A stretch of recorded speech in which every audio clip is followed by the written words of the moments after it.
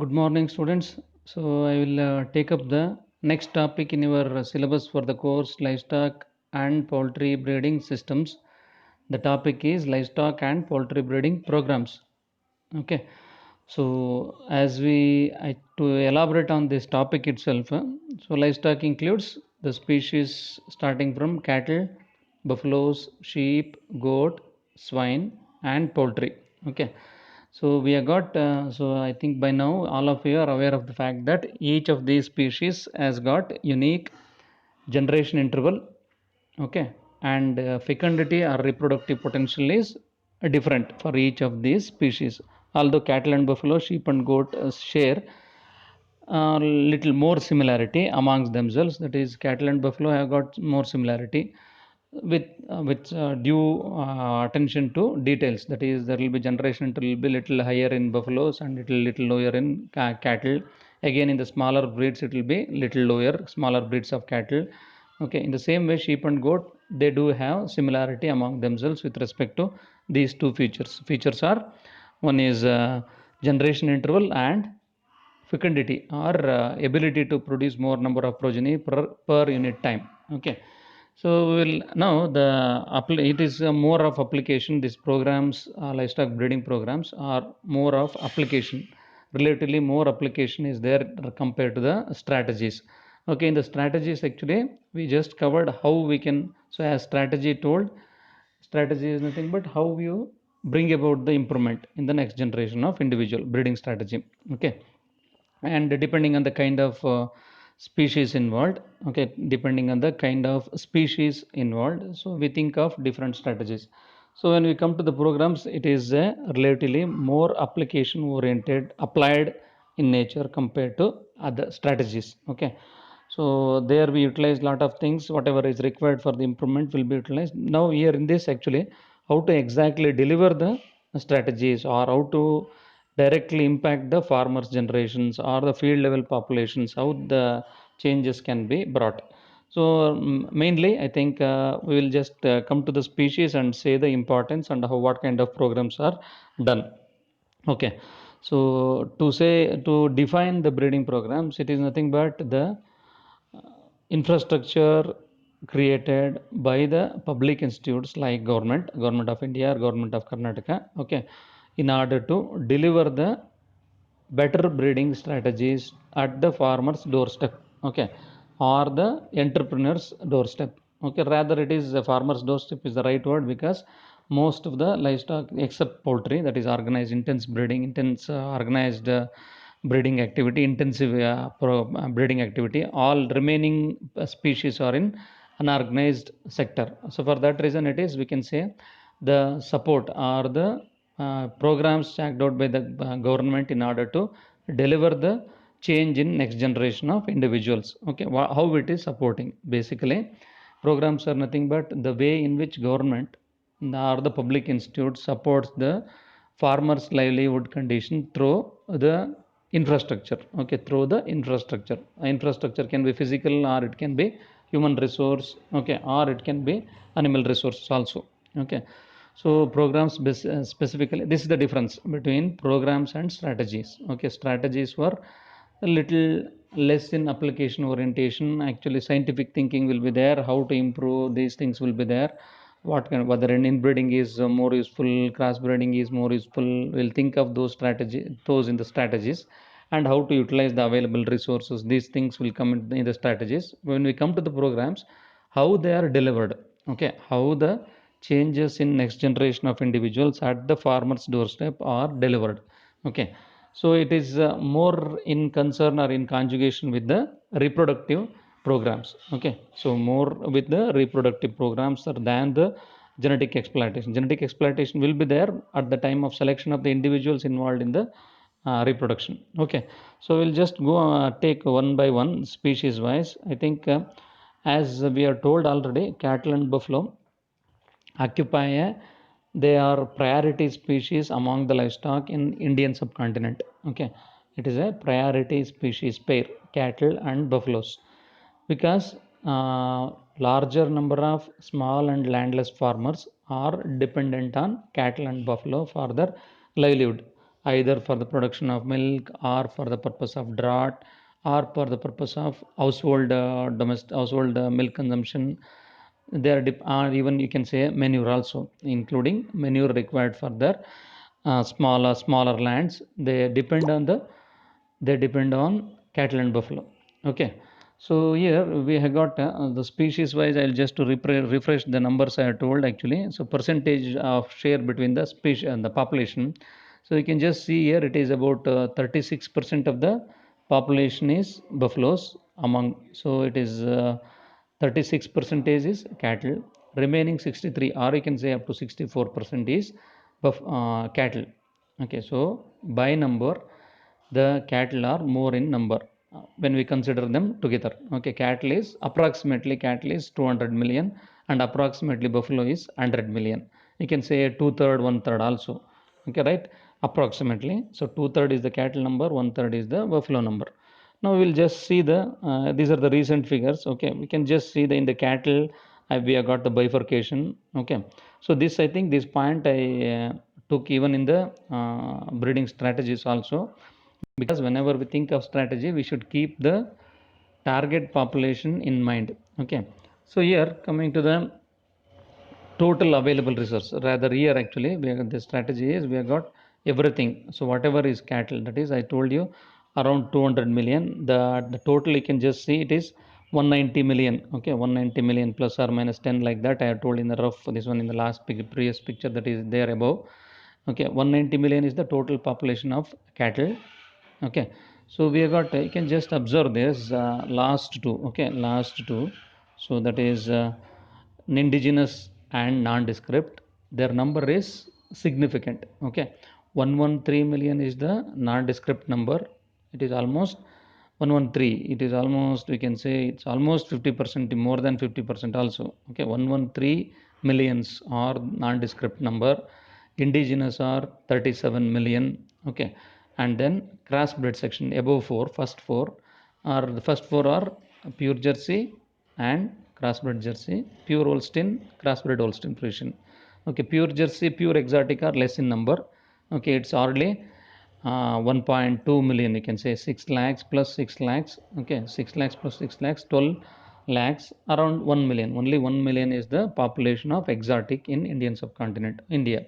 Okay, and crossbred Jersey are good in number. Among the crossbreds, Jersey crossbreds are more in number, that is 22 million, and remaining Holstein Friesian are 15 million. Okay, so totally, so you can just see, so this is the structure of population. Okay, so if you just will just move on to the next slide wherein I can just show you the same thing. If you bifurcate, look at the buffalo segmentation. So in the previous slide we showed cattle segmentation with respect to the breeds. Okay, what kind of genetic resources are there with respect to exotic, crossbred, indigenous, nondescript. So in this slide you can just see the buffalo fragmentation. Okay, buffalo among the total buffalo population, you can just see there again nondescript section is quite higher in number, that is 43%. Okay, nondescript means the buffaloes which do not belong to uh, any descript breeds. Okay, so that is non-descript, non-categorized, non-classified, nati or deshi, by they call by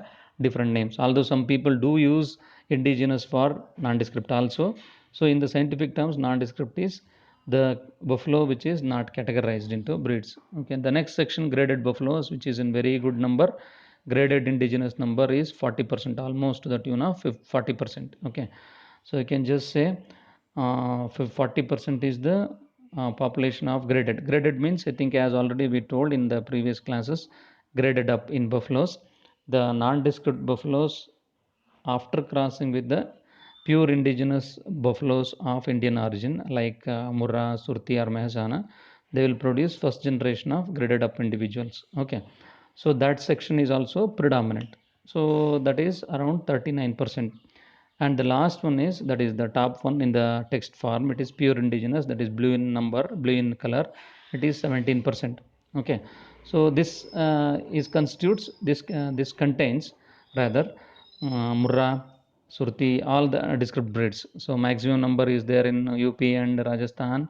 Okay, and good buffaloes are there in Punjab and Haryana in the form of Murrah, Okay, Murrah and other breeds, Murrah along with other buffalo breed, Kundi, Neeli Ravi, these all belong to a class of elite buffaloes in Punjab Haryana region, and there are a good number of descripted breeds even in the Gujarat region also. That is in the form of Mahesana, Surti. Okay, these things will form Bunny will be a Gujarat section.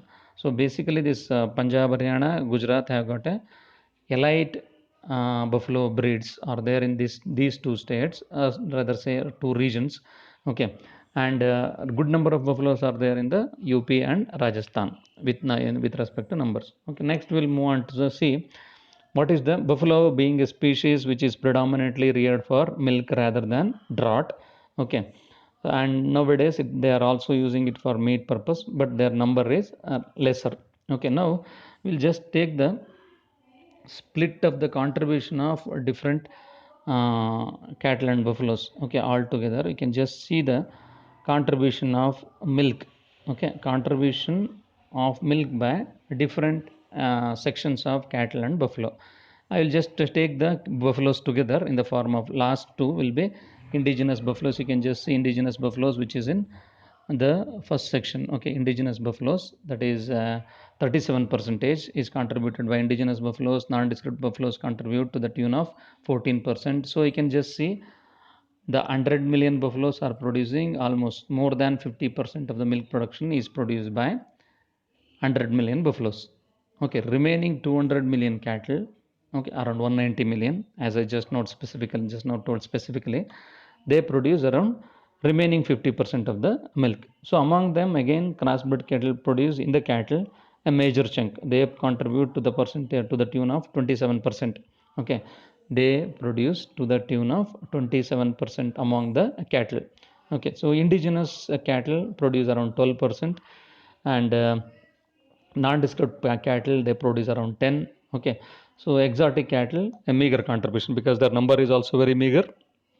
They don't even adapt. They are there in only established public sector farms or associated military farms. Only there the number is there, and research farms there only the exotic cattle are maintained, so their contribution is meager.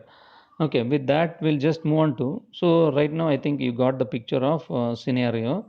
So we'll move on to the what are the strategies made. Okay, what kind of strategies, or rather than strategies, programs means the government checks out some programs and starts giving different infrastructures in the form of physically as well as human resource wise, or even the animal resources will be provided in order to bring in the change in the next generation of individuals. Okay, that is the programs.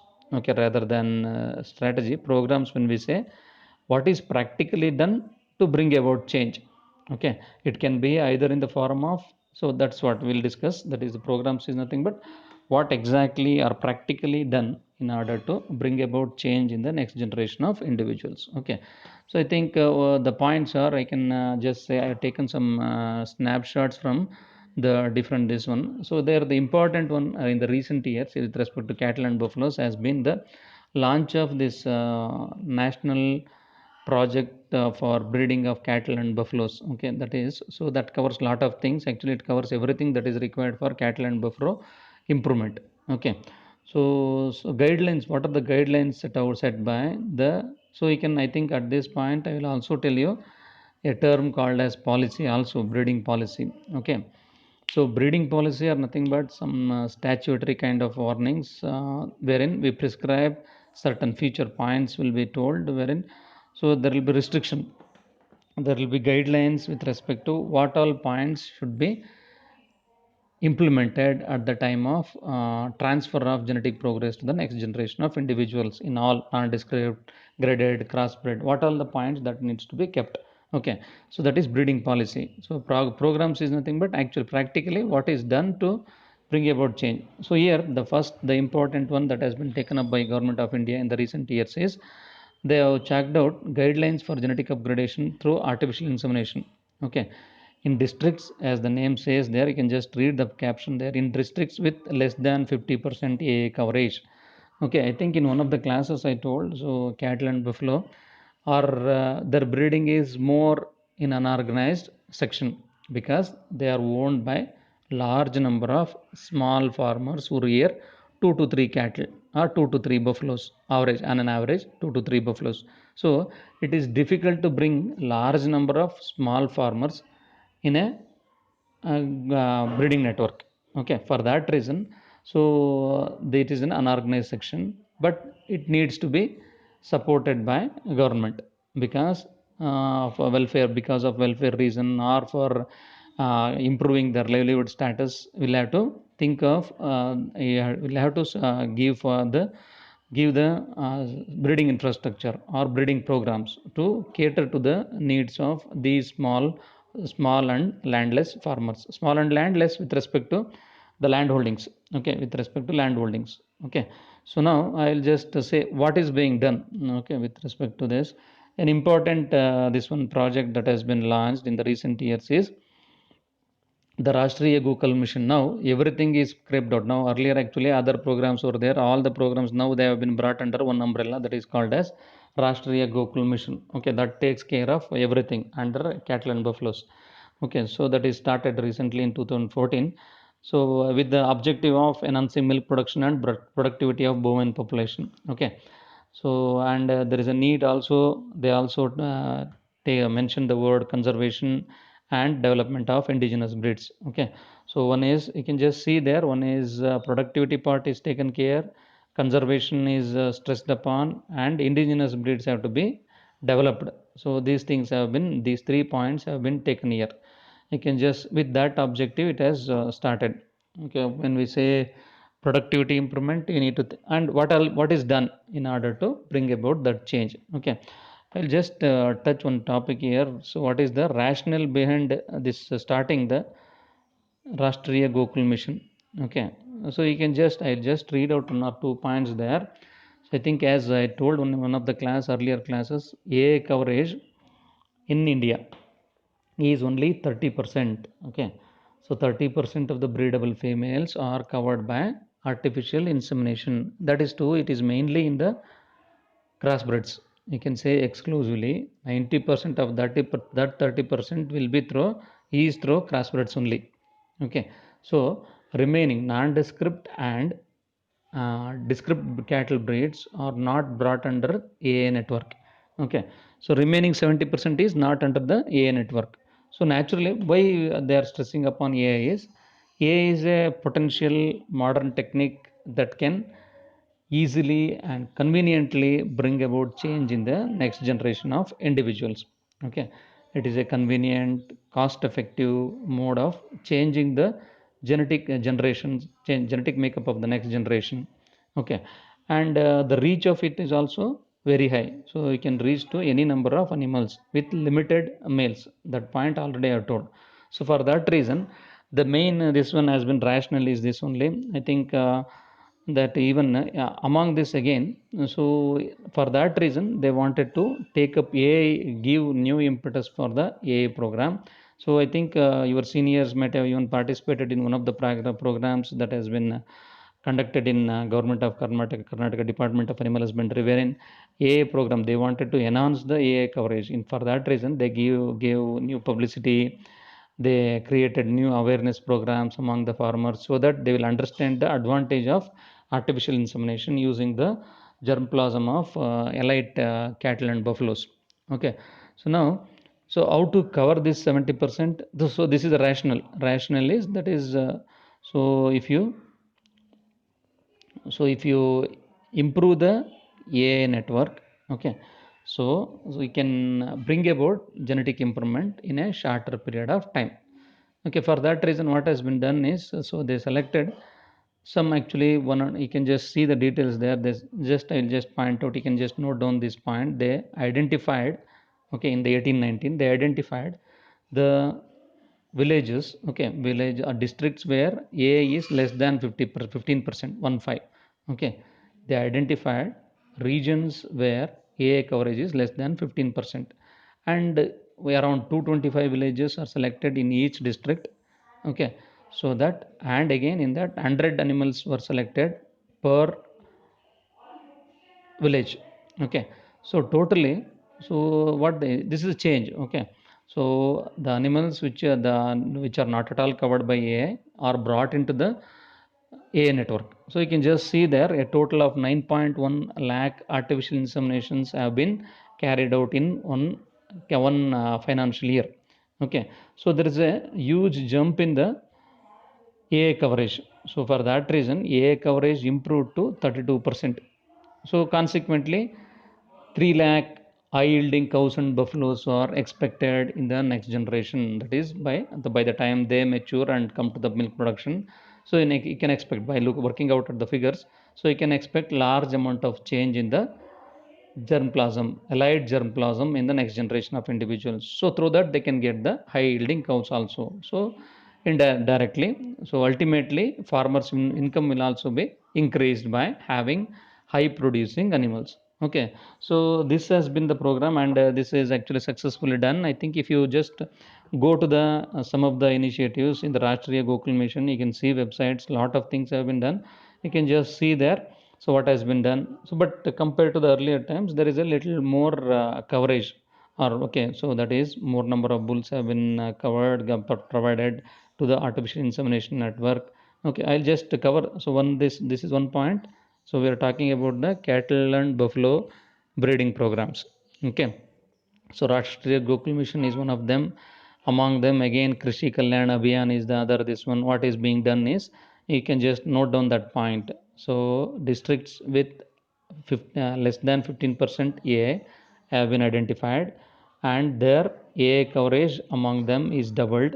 Okay, they identified so many. So there is a whole set of new one in 1 year. Additional 9.1 lakh AI has been done there with the allied germplasm. So they can expect in around 2 or 3 years down the time, that is by 2019 or 20, they can expect around 3 lakh animals. Okay, with that rationale I just covered there. Okay, rationale, just now I told you what is the rationale.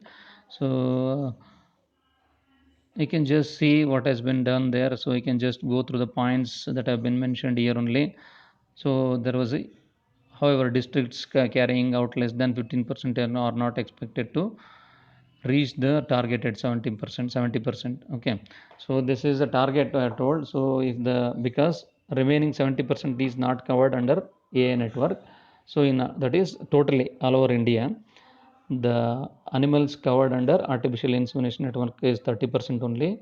So through the programs just now, that is Krishi Kalyan Abhiyan, like this, so you can enhance the AI coverage in India, and you can also create awareness so among the farmers in order to participate in the AI program, so that they will have herds with small number of animals. Better animals will be there in the next generation, so that they can receive more income, and they can also sell the high producing animal for higher rates. They can also get profit from selling the replacement animal for the needy farmers. Okay, so this was the rationale.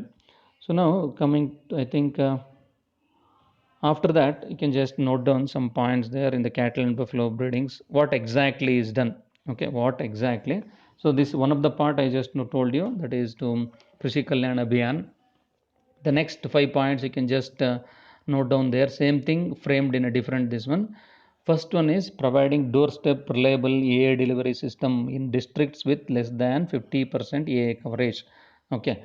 So for example, if you just go to one of the website, that is ePashuhat, you can just note down ePashuhat. It has got details of all the villages, panchayats, everything is live. That is okay. Real time data is available. Okay, might be they have uploaded only the data of the census. Okay, and you will get the picture of each village there. So you'll identify. You'll see how many females, how many cattle and buffalo are there. How many number of AA is done. What are the AA institutes available there? So there is, this is available in the fingertips. And how many, importantly, among all this, an important change is, so there is a depiction of number of A straws, semen straws available on in real time. Okay, in each of these centers, wherever, so all over throughout India, you can see the stock of semen straws available in different regions of different breeds. Okay, so that will help even the farmer to see what is there. Okay, what is there, what is available. So for that we have to improve, and even the technicians can also be brought into that. Okay, the important is, I think in one of the point we told in the breeding strategies is cattle. Okay, AI coverage, we told cattle participate better than the buffaloes. Buffaloes, it is very difficult to bring them to AI network, AI centers. So for that reason, a new initiative has been taken up. I think from already 8 or 10 years they have been doing this, providing doorstep reliable AI delivery. So they will provide a small container for the AI technician or the veterinary officers involved at the grassroots level, so that they can carry small number of straws, cement straws, from the container that is kept in the veterinary dispensary or AI center, and do the artificial insemination at the farmer's doorstep. Okay, so for that they have been provided with a smaller infrastructure in the form of 3-liter liquid nitrogen containers. Okay, this improves, thinking that if the farmers are getting their animals inseminated at the doorstep, they will participate more in number. Okay, so this is first point, is to improve the AI coverage. Okay, to improve the AI coverage. Second one is, second important program that has been this one intervention is birth of genetically superior male and female bovine breeds. Okay, this is because this has been ensured through selection, providing good germplasm for the semen collection centers. Okay, this is done by providing good males, good superior males to semen collection centers. And there are some multiple ovulation and embryo transfer technology labs also, which do bring about or participate, include female component in the form of multiple ovulation and embryo transfer technology. They that is mostly there in only selected farms, very few farms, wherein research farms where MOET is practiced. But ultimately, this benefit of MOET will also be transferred to the grassroots levels of the farmers, because so animals selected by the MOET will be there in the semen collection center in some time, or later, in earlier time or shorter period of time or later period of time. Animals born in the MOET will also be there, participate in the semen producing center. They will be there in the semen collection centers. So naturally, slowly from there, the benefit will be transferred to the next this one. But the genetic lag, as already told, in the cattle and buffaloes, genetic lag is very high. It's longer. So it is almost 6 or 7 years or more than that genetic lag. So genetic lag, I hope you understand, that has been explained in the tires. Okay. So then the other one is objective is, so what can be expected is increase in the milk production.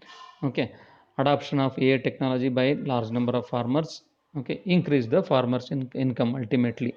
Okay, these are the important objectives of Rashtriya Gokul Mission, which has got different this one. Okay, different objectives, or the different components are in there in the Rashtriya Gokul Mission. Okay. Okay, this next one, actually, this one same thing. I think it is what exactly has been done is mentioned here. Okay, so basically what has been done is they increased the AI coverage. So they gave a lot of impetus to AI, so that later, in at least in some 5 years, 10 years time, benefits will be seen among the farmers' doorstep in more number. Okay.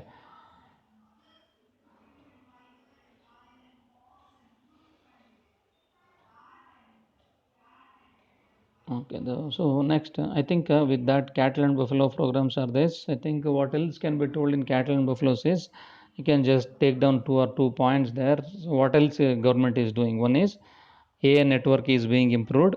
Okay, that is an important one. And farmers, that is AI reachability, reach of the AI has been points that are taken care to reach the AI to more area has been taken care, and they provided better bulls in the form of incentives, or funds have been given in order to bring in more number of males to the better males to the AI centers. Okay, and also include indigenous breeds. Okay, indigenous described breeds of cattle and buffalo in the semen centers, not only crossbred or graded up. So in order to have more number testing. Okay, you can take 2-3 points over here. One is these points already I told. One is AI network, how to improve AI network, that has been taken care by providing funds for procurement of good males of descript origin, exotic origin, crossbred bulls and crossbred bulls, graded up buffalo bulls have been number. Their number is increased. Their testing capacity is also increased. Okay, so rather than testing 10 or 15 males, you test actually 20 males. Select only less number of males. So these kinds of incentives have been raised, and another this one is actually Kamadhenu breeding centers have been also started in southern India. I think in AP and Andhra Pradesh and other area in UP also they have started this Kamadhenu breeding center. So there it's an expanded breeding infrastructure provided, a basic breeding infrastructure provided Kamadhenu breeding centers, wherein they will contain the bull evaluation centers, semen collection center, as well as breeding farm. It will have, so these three components will be there in the Kamadhenu breeding centers. So they, in a larger picture, these kinds of infrastructure, that is a bull evaluation center, breeding farm with large number of males and females, okay, and semen collection center will cater to the needs of larger number of AI centers. Okay. So in a nutshell, so this will bring about improvement in the cattle and buffaloes in the long run. Okay. I think with that we'll just, so other things have also been done. If you are interested for elaborate of livestock and cattle breeding programs, you can just visit the site started by ePashuhat. It will give you a lot of details about how the government of India is working towards the improvement of cattle and buffaloes. Okay, especially productivity. I think with that we'll just move on to the next section.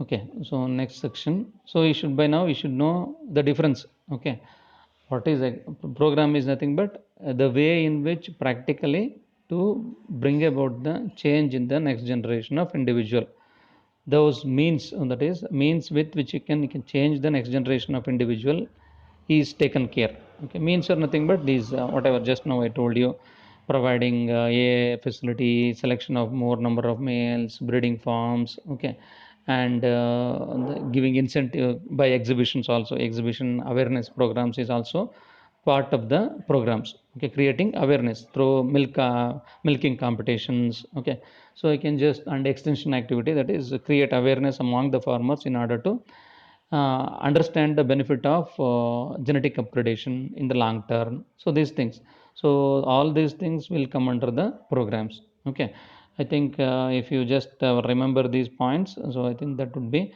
better. Okay, that would form the material for cattle and buffalo breeding programs. So next one is actually, next the species is sheep and goat. I think sheep and goat by and large. So here the important difference between cattle and buffaloes and sheep and goat is generation. Those things I already told you. Generation interval less, reproductive fitness is higher here. But the thing is, sheep and goat, their number is, to say in just very brief terms, sheep the number is around 40 or 50 million is there. Goat are in 120 million are the numbers in India. So we, and the important is with respect to breeding is we do have large number of descriptive breeds, and about 50 as usual, almost 60 or 60% of the animal, or even more than that, 70% of the animals are non-descript in uh, category, non-descript, not classified. Okay, this crossbred section is very less. Okay, how government is, and AI is not at all there. Okay, artificial insemination as such is very meager or absent in the sheep and goats. Okay, artificial insemination is very meager. It is there very only in the selected research farms. Sheep and goat artificial insemination has been tried, so that option is very less. But the advantage is, the important advantage with respect to sheep and goats is the unit size. The size of the animal itself is smaller. So you can think of changing the next generation of individual either by giving a better male. Okay, giving a better male, and you can even think of giving unit of males and females also to identified small number of farmers. So in the process of next 2 or 3 years they will have a stock which is a different stock with an higher production, higher meat production, higher body weight can be expected in short period of time. So how this is being done? So one is you can just write down support for institutional indigenous breed farms. Okay. So there are indigenous breed farms in the sheep and goat, small number, two or three per state are there. So for example, we do have this the farm near Chitradurga. Okay. And one more farm near Esrigata is also there are farms. There are small number of farms. So you can use them as the infrastructure. Okay, you can keep the breed of interest for the and especially Mandya we have got from our of our own university only we have got a sheep farm. Okay, that is in the farm of LRIC, Livestock Research and Information Center, is there in Mandya Malavalli region. Okay, where actually so we do have the government does have selected sheep and goat farms are there. So what they exactly do is they will identify in which, depending on the region wherein it has been established, it will cater to the breed requirements, breed replacement requirement of those farmers. For example, the farm in Elric, that is Livestock Research and Information Center in Malavalli, has got Bannur. Okay, Bannur is the breed that is available in predominantly in Bannur. So they have, it is called as mega seed project. They will have large number of Banur breed is available. So periodically they will freely distribute the identified farmers, or they do action some of the animal for the farmers. So in over a period of time, farmers will have high producing breeds will be breed or genetic groups will be available with them compared to the cattle and buffaloes. So we cannot give the unit size as such. Cattle and buffaloes cannot be distributed in large number, but A is the advantage there. But here actually whole unit or males can be given for few farmers. So males cover they influence the half of the herd in the next generation. So provision of males will through these indigenous breed farms to needy farmers will improve the genetic status of their own flock, and they will return the harvest the benefits in few years. Okay, in the form of higher production. Okay, so other than that we do have farms like uh, Central Sheep and Wool Research Institute, Central Research, Central Agriculture Genetic Goat Research Institute is also there. Okay, so that is Central Institute for I think that just animal genetic resources. That is a different this one. So you can just make a change there. CAGR, I think it is CGRI, Central Goat Research Institute. Okay, students, you just make a note of this. It is not CAGR. You write down Central Goat Research Institute. Okay, that is CGRI. Okay, then we have got so this one is for sheep. It is in Avignagar, and Goat Research Institute there is there in the Mathura, supported by ICR. Okay, they are actually they will provide they will try to develop the synthetics or new crossbreds, and then release these to the farmers group, either on subsidy basis or action basis, or even on the completely free basis also they will supply, and they will see the result, and they will experiment and create awareness about the resources available. And there are some set of farmers who are in touch with the institutes very regularly. They will reap the benefits whatever is the kind of program initiated by government. So large number of farmers, they don't participate easily, very few of them participate easily. So they will get the benefit. Okay, they will get the benefit of the high producing male or female replacements, so that their herd is improved in a longer term. Okay, then other things, schemes that have been done are they supply the exotic or crossbred males in the specific geography through government sponsored subsidy units.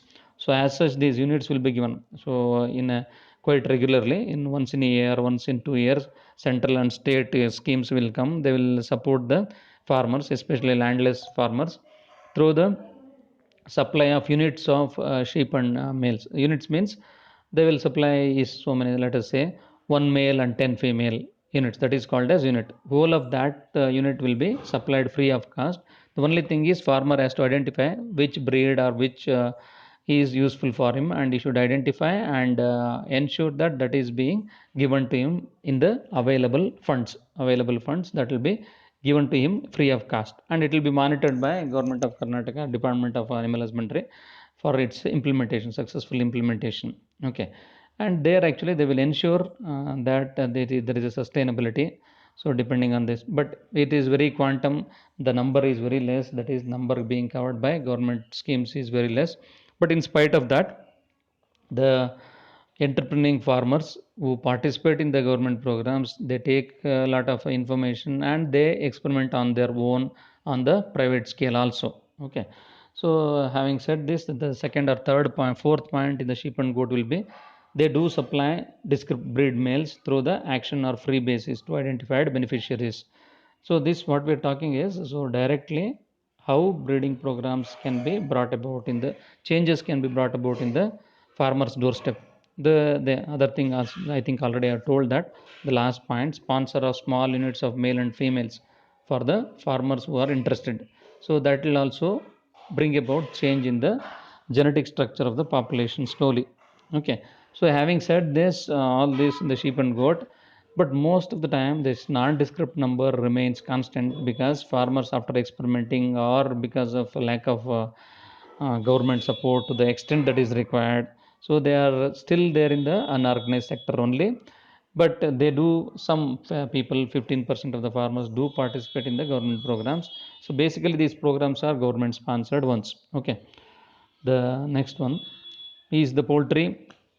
I think in the poultry, I don't have to mention the importance of the intensive organized breeding section. It is self-reliant. Okay, so organized poultry breed, intensive breeding operation, breeding interest, breeding programs are full scale and they are independent by themselves. They have got the sustainability also on their own.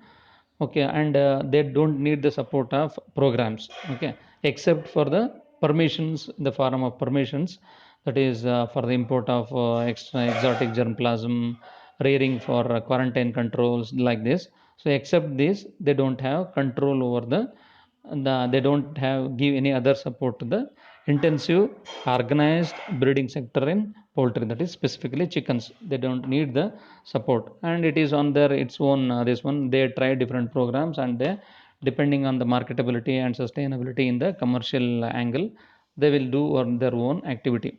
Okay, but coming to the extensive system of breeding, which is unorganized in the chickens, so they give the support from the government. That is same in the form of support of the institutional indigenous breed farms. They are there in fewer number, especially in the form of ACRPs. Okay, All India Coordinated Research Projects.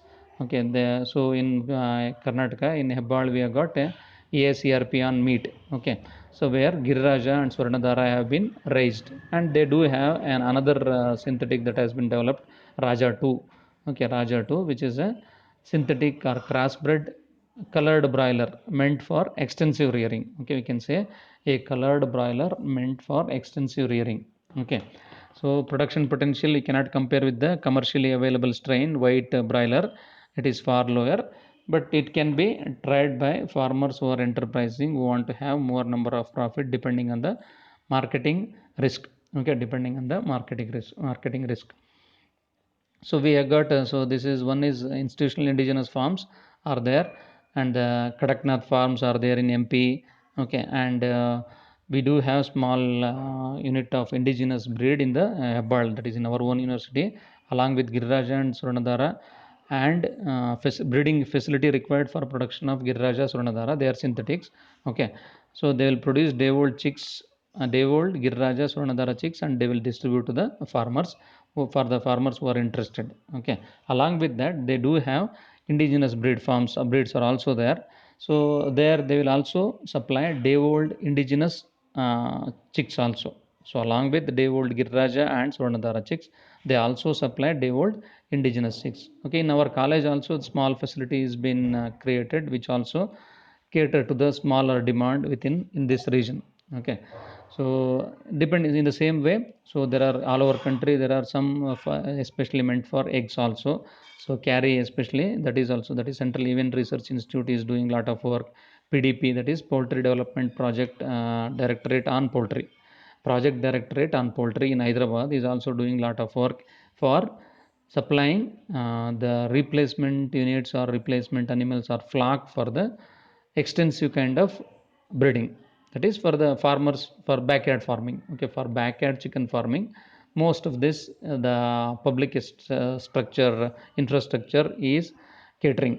Public structure infrastructure, that is in the form of ACRP on meat, eggs, Project Directorate on poultry, CARI, Central Event Research Institutes, Central Poultry Breeding Farms. Okay, these are also supplying new synthetics. I think in the this one I mentioned about Kalinga, Brown, these breeds. Okay, so they in the development of new breeds. So those things are supplied by Central Poultry Breeding Farm. Okay, so this and other than that, government does sponsor all over India small units of males and females. Okay, either of a particular indigenous breed sometime whenever they are available.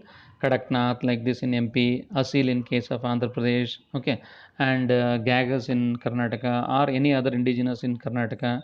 And they also, along with that, they also give male and females of Girraja and Suranadara on full this free cost. So for needy farmers, they will frequently once in a year, one or twice in a year, they will supply unit of one male and 10, 12 females, or even 4 males and 40 females will be sponsored to different needy farmers, so that they will rear high productive animals and they will get the benefit of higher production in the shorter term. But the disadvantage we are told, for especially these synthetics will not be able to breed in the next 2 or 3 generations in the farmers level. So for them I think better will be, now people in even Tanuvas is also trying in a larger scale to provide indigenous breeds as support rather than the synthetics in the form of Girraja, Swarnadhara, all this. I think they are trying the so that they can breed themselves in the any number of generations. Okay, you got this. I think either you can supply the synthetics required for extensive system or the pure indigenous breeds only. Okay, I think pure indigenous breeds will be having a longer impact on the farmer's income level. If he shows some interest for some years, you will have a good flock of a indigenous breed, so that you can sell the not only meat and eggs, you can sell the replacement animals for the other farmers and you can get the benefit. Okay, I think this is about the this one. I think with the pigs I think it is not different. So pigs actually are such a species of lesser importance, and it is important especially in Madikeri region and Goa and northeast. It is important. I think support is given in the same way. Fortunately pig has got an advantage of being experimented with the artificial insemination also, especially in Goa, that is an ACR institute. They have tried the AI. I think AI is being tried in a very extensive scale in the northeast, where the demand is very high. They have tried artificial. They are implementing the artificial insemination in the pigs in order to bring about more change in the genetic potential of the farmers level pigs. Okay, so they will use the exotic or crossbred bulls will be utilized for insemination, so they can bring about large amount of change in the pigs genetic genetic structure in the farmer's doorstep only.